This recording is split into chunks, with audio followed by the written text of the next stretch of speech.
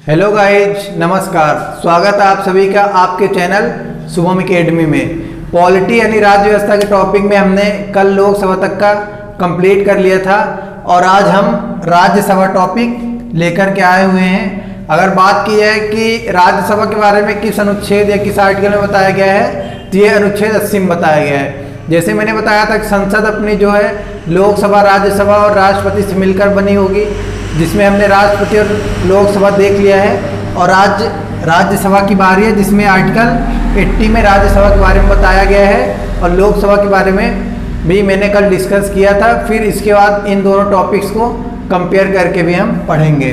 तो संसद में आज अपना टॉपिक रहेगा राज्यसभा, जिसमें से अभी हम बात करने वाले हैं कितने मेंबर्स इसके होते हैं, कितने इलेक्ट होके आते हैं, कितनों का नॉमिनेशन होता है और मैक्सिमम और कितनी संख्या इनकी। अगर इस टाइम पे बात करें मैक्सिमम की, अधिकतम की, तो राज्यसभा में 250 मेंबर्स हो सकते हैं, यानी 250 मेंबर्स अधिकतम हो सकते हैं। मैक्सिमम मेंबर्स की संख्या इनकी हो सकती है 250।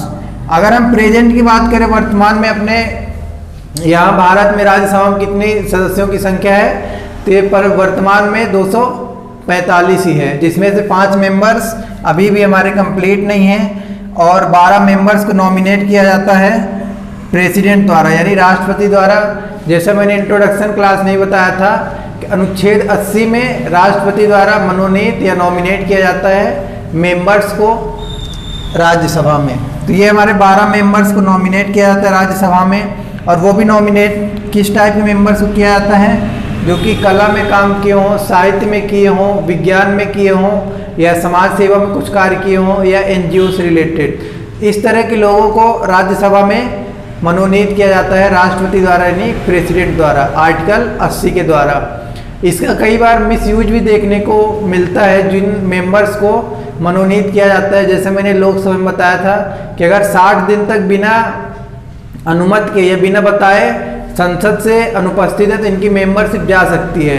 तो राज्यसभा में इसका जो नॉमिनेट मेंबर्स होते हैं, इसका मिसयूज ऐसा देखा जाता है कि जब 60 दिन उनका होने वाला रहेगा तो उसके एक दिन पहले आकर के वो अपनी अनुपस्थिति को दर्ज करवा देते हैं कि अभी तक हम अनुपस्थित थे लेकिन अब उपस्थित हैं।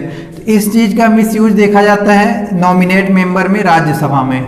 अगर हम इनके इलेक्टेड की बात करें, जिनका इलेक्शन हुआ था, 233 मेंबर्स इलेक्टेड होकर के आए हुए हैं, यानी चुन करके आए हुए हैं। राज्यसभा के सदस्य जो है 233 की अगर बात करते हैं, इनका इलेक्शन हुआ था, मतलब ये चुन करके आए हुए थे। और अगर इनके निर्वाचन की बात करें, निर्वाचन किस आधार पर होता है, तो ये जनसंख्या के आधार पर होता है। राज्यसभा में अभी बहुत कुछ बताना बाकी है, अभी तो हमने सिर्फ मेंबर्स देखे हैं, आगे भी देखते हैं। अगर हम बात करें राज्यसभा के निर्वाचन की, यानी इलेक्शन की अगर बात करते हैं, तो इसके बारे में अनुच्छेद 84 यानी आर्टिकल 84 में बताया गया कि राज्यसभा के सदस्यों का निर्वाचन कैसे होगा।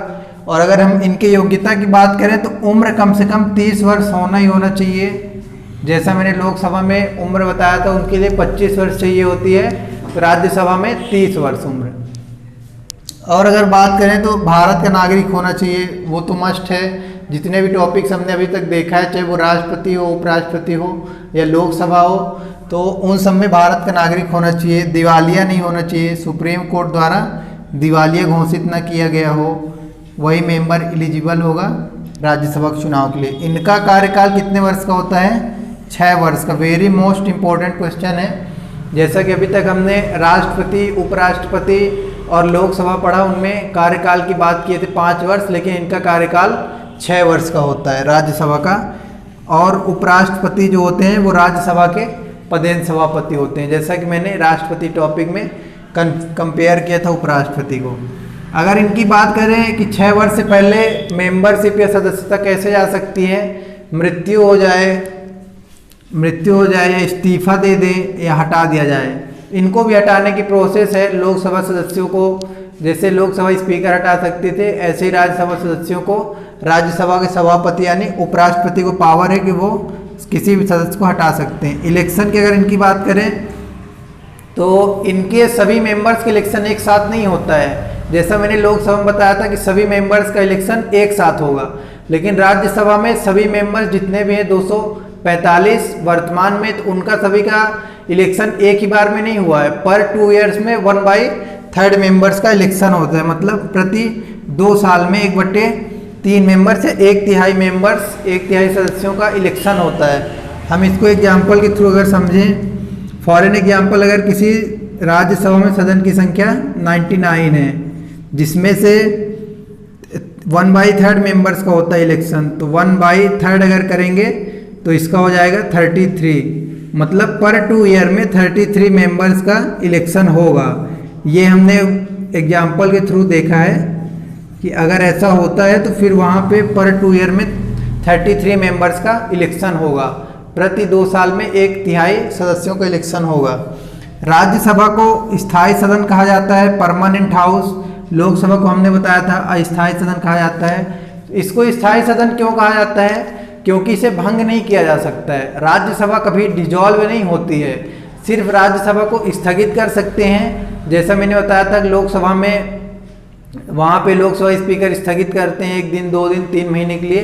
ऐसे ही राज्यसभा का स्थगन तो हो सकता है, लेकिन भंग नहीं किया जा सकता। इसको डिजॉल्व पूरी तरह से नहीं किया जा सकता।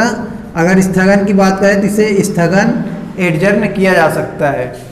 तो ये हमारे राज्यसभा के कुछ टॉपिक्स हैं। अभी हम राज्यसभा में इम्पोर्टेंट पोस्ट और जो स्पेशल पावर राज्यसभा को दिया गया है और लोकसभा राज्यसभा को नेक्स्ट वीडियो में कंपेयर करके देखेंगे। बहुत बहुत धन्यवाद। जय हिंद, जय भारत।